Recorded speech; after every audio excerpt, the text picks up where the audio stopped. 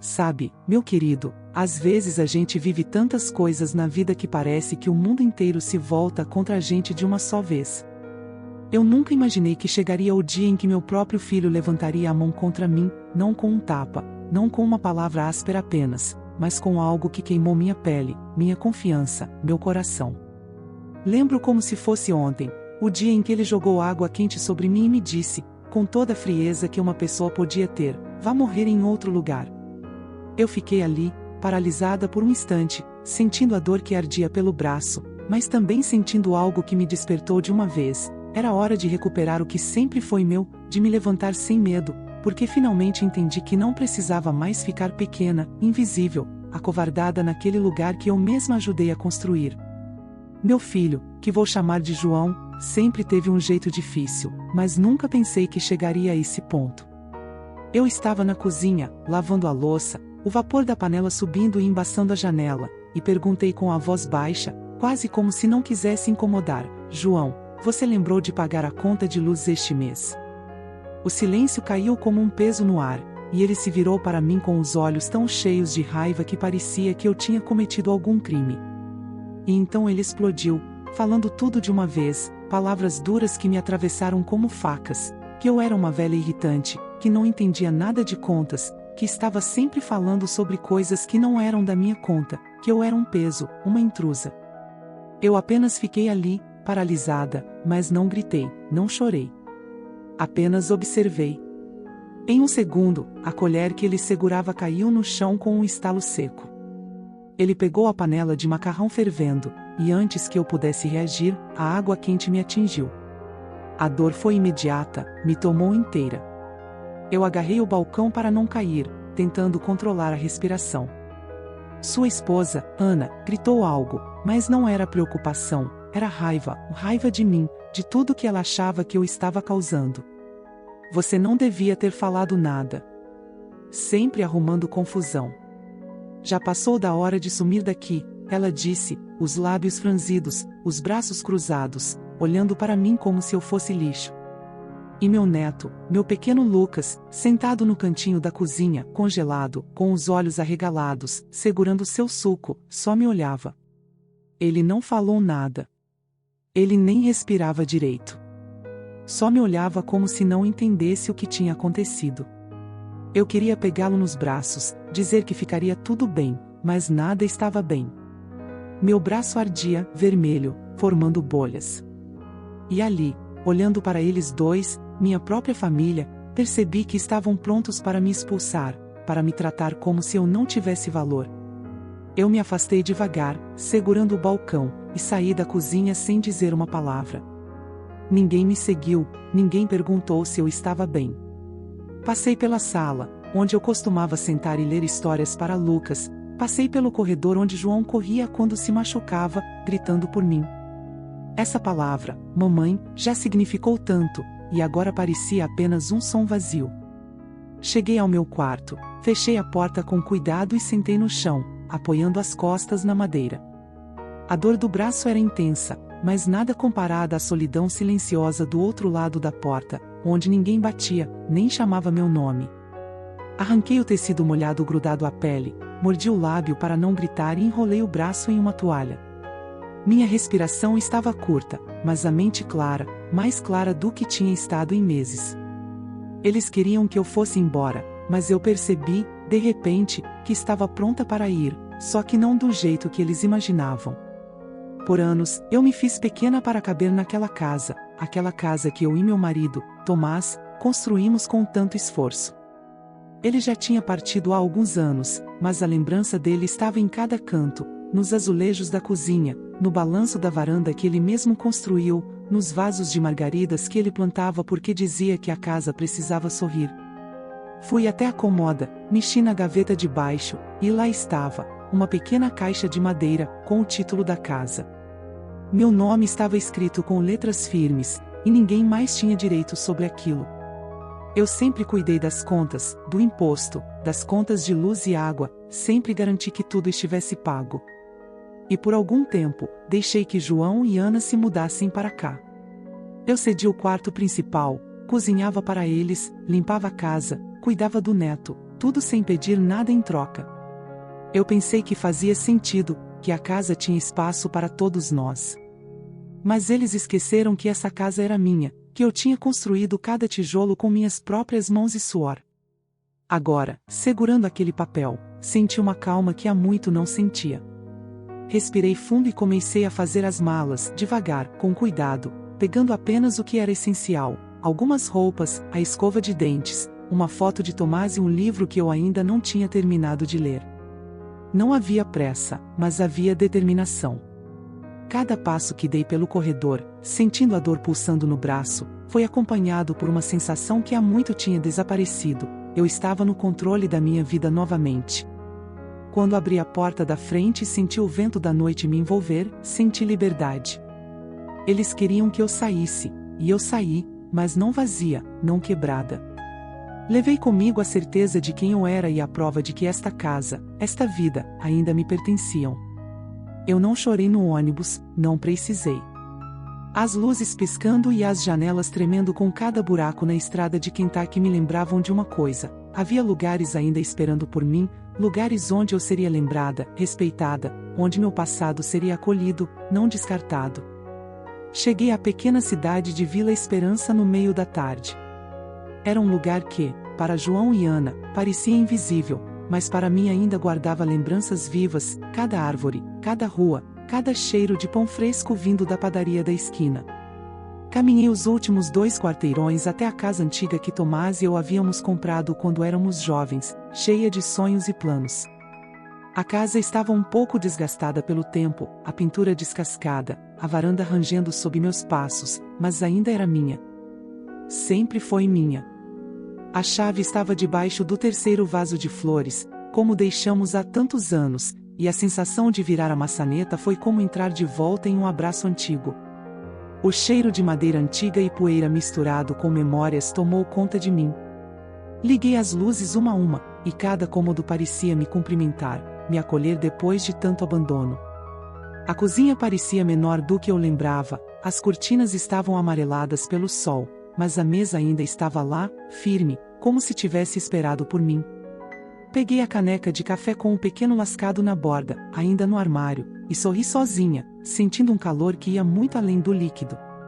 Lá no quarto dos fundos, encontrei o guarda-roupa de cedro onde guardei o que mais importava: a pequena caixa de madeira com o título da casa, escondida sob roupas antigas. Segurei a caixa nas mãos, senti o peso do papel, o selo do cartório ainda intacto, a tinta firme: Margarete L. Souza. Ninguém jamais questionou ou alterou, ninguém pensou que eu lembraria. Mas eu lembrava, e finalmente a lembrança trouxe clareza. Respirei fundo, deixando as lágrimas silenciosas escorrerem. Não era raiva que sentia, não era vingança. Era reconhecimento. Tomás e eu havíamos construído aquela casa com muito sacrifício. Ele trabalhava na oficina de automóveis, consertando carros, alinhando pneus, enquanto eu pegava turnos extras no hospital, cuidando de doentes, segurando mãos, limpando feridas. Pouco a pouco, com cada cheque poupado, cada noite sem festa, cada recusa a roupas novas, cada tijolo colocado, erguemos a casa que seria nosso lar. Não era apenas um teto, não era apenas paredes e janelas. Era nossa história, era nossa vida. Quando Tomás faleceu, em 2003, vítima de câncer de pulmão depois de tantos anos respirando fumaça de oficina e ignorando os próprios limites, a casa ficou só comigo. Cada canto me lembrava dele, e eu sentia falta de sua voz, de suas mãos fortes, de sua risada silenciosa nas manhãs de domingo. Mas continuei, como sempre fiz, mantendo cada detalhe, pagando cada conta, cuidando do jardim, limpando cada cômodo, preservando a memória viva de nossa vida juntos. Quando João se casou, pensei que seria bom ajudá-lo, que dividir a casa seria uma forma de mostrar amor, de estender cuidado. Mudei para o quarto menor, cozinhei para eles, limpei, cuidei de Lucas sem pedir um centavo. Eu queria que eles se sentissem acolhidos. Mas Ana nunca reconheceu nada. Entrava pela porta com saltos altos, franzia o nariz para a casa antiga, reclamava de tudo, queria reformas, queria controlar cada detalhe. João nunca me defendeu, nunca disse uma palavra.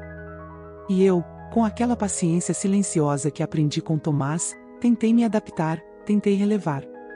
Mas aos poucos, percebi que havia me tornado invisível naquela casa. De dona, passei a ajudar de mãe, passei a ser um fardo de avó, passei a ser ignorada. As decisões começaram a ser tomadas sem mim, os móveis foram trocados, os reparos feitos sem consulta, até que uma vez mudaram as fechaduras e eu só percebi depois. Ainda assim, ninguém tocou no título da casa. Aquele pequeno pedaço de papel guardava tudo que eu era, e ninguém sabia que eu lembrava. Agora, sentada na velha cadeira da varanda, com a caixa ao meu lado, eu sentia uma força que não sentia há anos.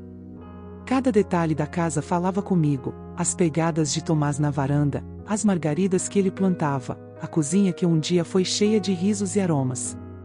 Respirei fundo, sentindo a dor no braço queimado ainda latejar, mas com o coração leve.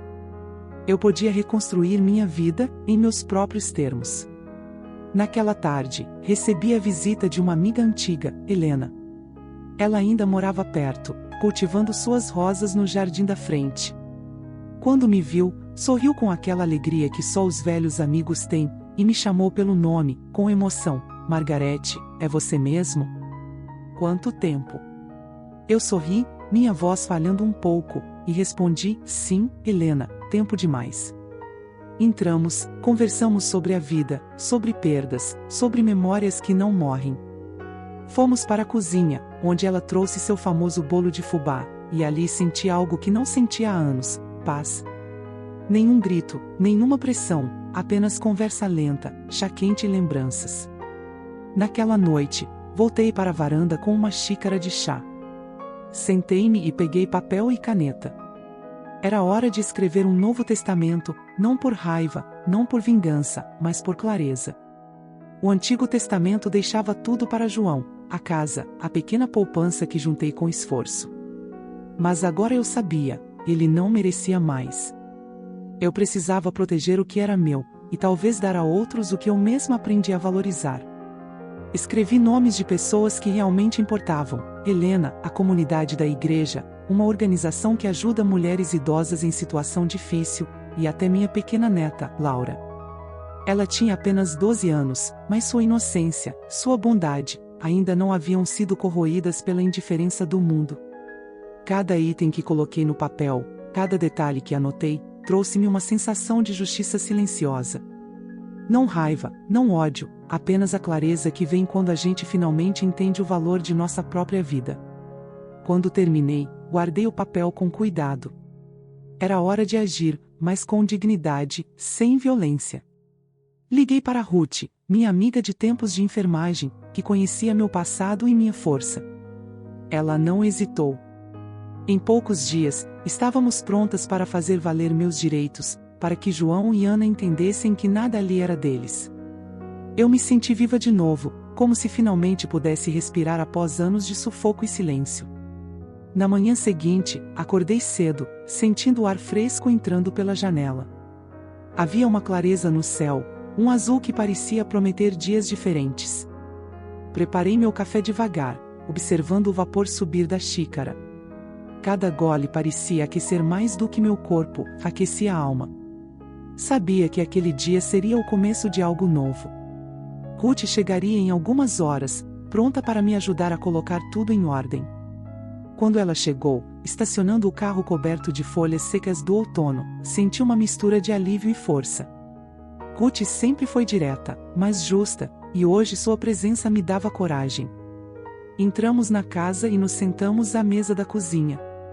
Tirei a caixa de madeira do guarda-roupa, coloquei na frente dela e abri com cuidado. O título estava lá, intacto, e Ruth passou os dedos sobre o papel, examinando cada detalhe. Margarete, isso é ouro puro, disse ela, com a voz baixa e firme. Nenhum consignatário, nenhum detalhe alterado. Tudo ainda é seu. Eu assenti, sentindo o peso de anos de silêncio se transformar em poder silencioso.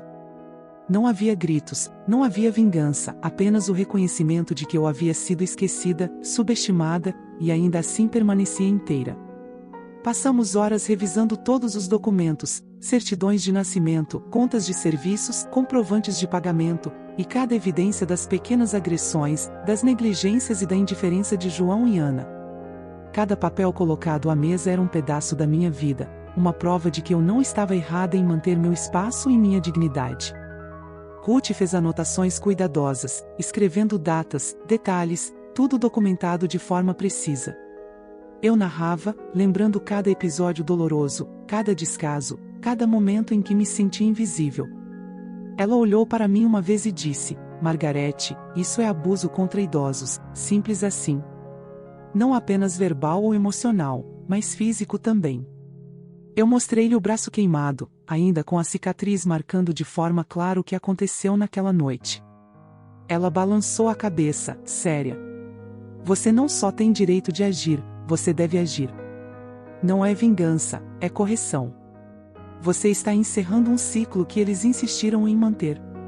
Quando assinamos os papéis e preparamos o documento de despejo, senti uma sensação que nunca havia experimentado antes: leveza. Era como se um fardo antigo tivesse sido retirado dos meus ombros. Eu não estava mais à mercê de palavras cruéis ou gestos impensados. A lei agora estava ao meu lado, clara e objetiva. O procedimento seria rápido, eles teriam um aviso e poucos dias para deixar a casa. E eu sabia que não seria vingança, mas justiça.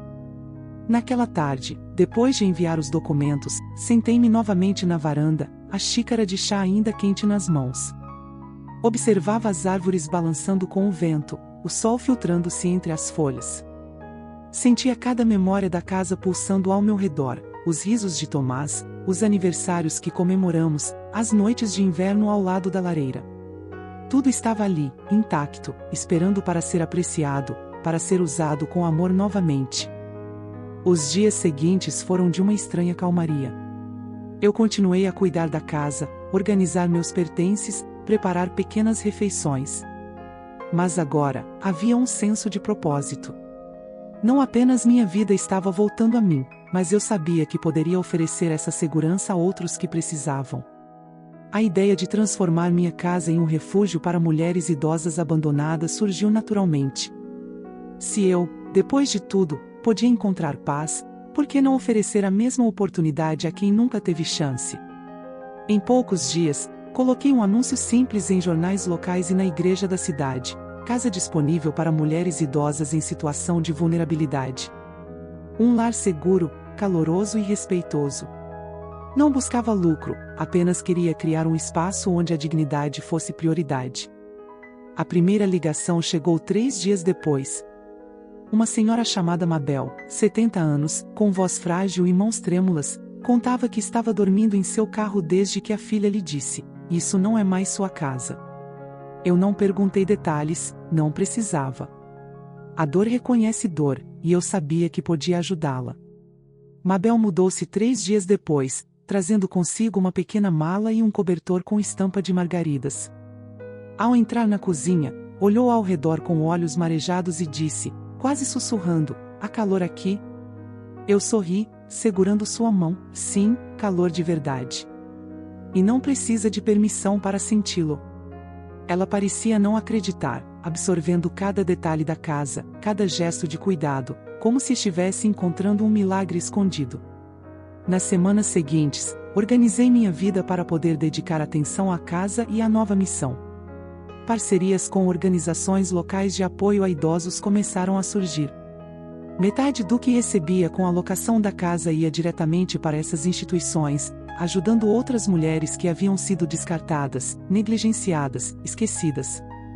O restante eu mantinha para a manutenção da casa, pequenas melhorias, e para garantir que Mabel se sentisse em um lar, não apenas um teto. Um dia, olhando para a placa de madeira que eu mesma havia esculpido e colocado acima da caixa de correio, senti um orgulho silencioso. Nela estava escrito: um lugar seguro, construído por uma mãe que um dia foi deixada para fora de sua própria casa. Não precisava de aplausos, não precisava de reconhecimento. Apenas queria que qualquer mulher que passasse por ali soubesse que ainda há espaço para justiça, cuidado e segurança, mesmo depois de tantas injustiças. Com o tempo, outras mulheres se mudaram, cada uma trazendo sua história, cada uma encontrando consolo e calor no espaço que antes parecia perdido. A casa, antes símbolo de abandono e indiferença, tornou-se um refúgio. E eu, depois de tantos anos, sentia-me novamente no controle da minha vida, da minha história e de meu legado. Sentada na varanda, observando o entardecer, percebi que a dor das feridas físicas e emocionais havia se transformado em força. Minha cicatriz no braço ainda lembrava o passado, mas não mais doía. Cada pessoa que entrava na casa encontrava acolhimento e respeito, e isso me preenchia de uma paz que nunca pensei encontrar novamente. Pela primeira vez, a casa não era apenas minha, mas de quem precisava de proteção e calor. E assim, a vida seguiu, lentamente, com pequenos passos, com pequenas vitórias silenciosas. A cada dia, eu sentia que, mesmo depois de tantas perdas, ainda era capaz de criar, de proteger e de amar. E, acima de tudo, ainda estava de pé, com meu nome gravado em cada documento, em cada parede, e, principalmente, em cada memória que construí com amor e paciência durante toda a minha vida. Alguns dias depois, recebi uma carta endereçada à minha mão. Reconheci imediatamente a caligrafia, era de João. Deixei-a sobre a mesa até terminar de preparar o chá da tarde. Quando finalmente a abri, as mãos tremiam levemente, não de medo, mas de uma expectativa contida. As palavras dele eram trêmulas, quase incoerentes, como se ele tivesse reescrito cada frase várias vezes. Pedia desculpas pela humilhação, confessava a surpresa diante do despejo, mencionava a distância da esposa e do filho e, de alguma forma, ainda pedia que eu o perdoasse. Li a carta 3 vezes, devagar, absorvendo cada frase. Não senti raiva, nem desejo de vingança. Apenas uma tranquilidade que vinha de ter recuperado o que era meu. A ferida do passado permanecia, mas não doía mais. Havia, sim, um respeito silencioso por mim mesma que agora predominava sobre qualquer ressentimento. Dobrei a carta com cuidado, caminhei até a varanda e a coloquei na pequena caixa de metal que uso para queimar papéis. O fogo a consumiu, e a fumaça subiu preguiçosa, como se levasse embora não apenas o papel, mas toda a sombra do passado. Naquela mesma tarde, sentei-me no sofá, sentindo o peso do dia e a leveza da decisão tomada.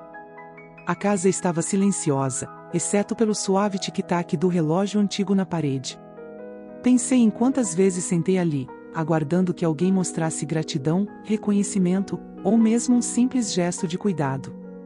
E percebi que agora não precisava mais esperar por isso. A casa, finalmente, respirava comigo, e não contra mim. Poucos dias depois, chegaram os oficiais para cumprir a ordem de despejo. Eu permaneci na minha pequena casa ao lado, observando à distância, mas de forma serena. 2 carros da polícia estacionaram em frente à minha antiga casa. Os oficiais desceram com pastas e documentos, batendo de porta em porta. João tentou argumentar, mas os papéis eram claros, todos os direitos da propriedade estavam, desde 1986, sob meu nome. Ele e Ana tiveram 5 dias para sair, tempo mais do que suficiente para recolher seus pertences, mas não mais do que haviam me concedido em toda a vida de desrespeito. Observei de longe, sem precisar entrar. Não havia gritos, não havia lágrimas de minha parte. Apenas a sensação de justiça se cumprindo de forma silenciosa, mas inegável. Caixas foram carregadas, móveis deslocados, objetos deixados para trás. A casa, que antes parecia cheia de tensão e dor, agora estava vazia, pronta para renascer. A cicatriz no meu braço ainda lembrava aquele momento, mas cada passo que eu dava para reconstruir meu espaço, para acolher Mabel e outras mulheres, transformava aquela lembrança em força e propósito. Quando voltei para casa, Mabel já estava instalada, cuidando da pequena cozinha como se sempre tivesse pertencido ali. Seu sorriso, tímido e emocionado, me trouxe uma sensação de dever cumprido.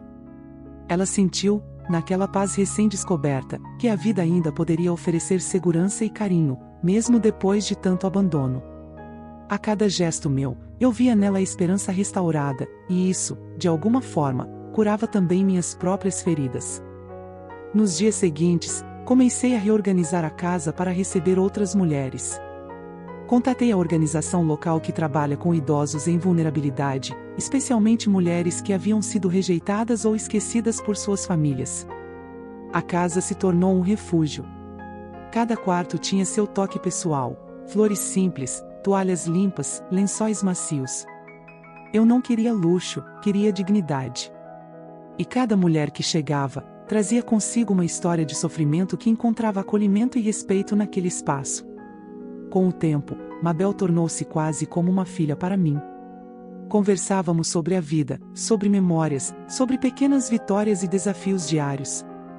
Ela me ensinava a ter paciência com meu próprio coração, a valorizar cada momento de tranquilidade e a perceber que a vida podia ter sentido, mesmo depois de tantas desilusões. Eu, por minha vez, compartilhava histórias de Thomas, de nossa luta para construir uma casa, uma família e uma vida digna. Essas histórias não eram apenas lembranças, eram lições de perseverança, de amor e de resistência silenciosa. E então, em uma manhã ensolarada, sentei-me novamente na varanda com minha xícara de café, observando a vida ao redor. As árvores balançavam suavemente, o vento trazia o aroma de flores recém-plantadas, e o canto distante de pássaros parecia celebrar o silêncio restaurado. Pensei em todas as vezes que havia me sentido invisível, desvalorizada, empurrada para o canto. E percebi que, apesar de tudo, ainda estava de pé. Não apenas de pé, mas viva, forte, capaz de criar e proteger, capaz de transformar dor em propósito. A casa agora tinha um novo significado. Não era mais apenas um local físico, era um símbolo de resiliência, de justiça silenciosa, de cuidado genuíno.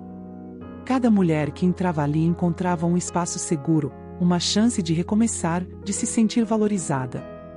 E eu, Margarete, a mulher que um dia foi empurrada para fora, tornará-se guardiã de uma esperança renovada. E assim, nos anos que se seguiram, a vida se desenrolou de maneira lenta, mas profunda. Mabel e outras mulheres se tornaram parte de uma pequena comunidade, um grupo silencioso, mas unido, que compartilhava histórias, risos e, às vezes, lágrimas. Eu observava de minha varanda, sentindo cada momento, cada sorriso, cada gesto de gratidão como a maior recompensa possível. À noite, quando a casa estava silenciosa, acendia uma pequena lâmpada e escrevia minhas memórias, assim como outrora fizera com Thomas. Mas agora não escrevia apenas para registrar acontecimentos, escrevia para deixar um legado, para mostrar que mesmo a dor mais profunda podia se transformar em força, e que mesmo quando aqueles que deveriam proteger-nos falhavam, ainda havia caminhos de dignidade, justiça e amor. Minha cicatriz no braço permaneceu como lembrete de uma noite terrível, mas também como um símbolo de resistência. Cada vez que olhava para ela, lembrava-me de que a verdadeira força não estava na violência, nem na vingança, mas na coragem silenciosa de se levantar, de se proteger e de criar algo bom mesmo a partir da dor. E assim, sentada na varanda, observando o entardecer tingir o céu de tons dourados e laranjas, eu sabia que minha vida havia mudado para sempre. O medo e a dor tinham dado lugar à clareza, à paz e à determinação. A casa, minha casa, agora não era apenas um lar, era um refúgio, uma promessa cumprida, uma lição de que ninguém deve ser esquecido, que a dignidade de uma vida inteira merece ser preservada. E eu ainda estava de pé. Ainda construindo. Ainda vivendo. Ainda sendo, mesmo depois de tudo. E cada dia que passava, sentia-me mais completa, mais inteira, e mais grata pela oportunidade de transformar o que foi dor em algo que pudesse proteger e aquecer outras vidas.